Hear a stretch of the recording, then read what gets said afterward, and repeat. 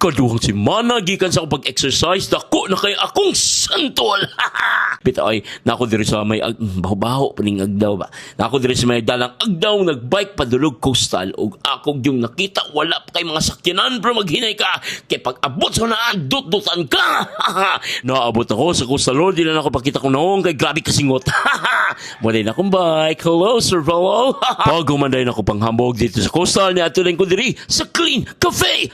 Ang linis. Kaya pumasok ako tiningnan ko. Di tinagalog. At nakita ko talaga guys, Davao Food Guide. Pero ay nice kayo ang lugar. And I can definitely see nice po ang akong bike. Cloud chasing. Nice kayo mga interior, very boho. Di itong boho. Klaseng mga fermented drinks like kombucha. And siga.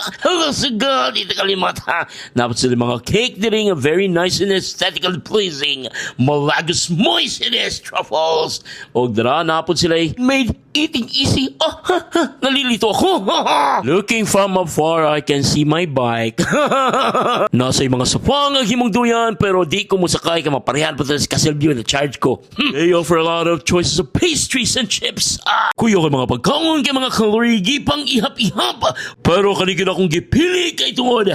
Isa lang, kalamuyan. Kita na po tagin sa mga mayadan.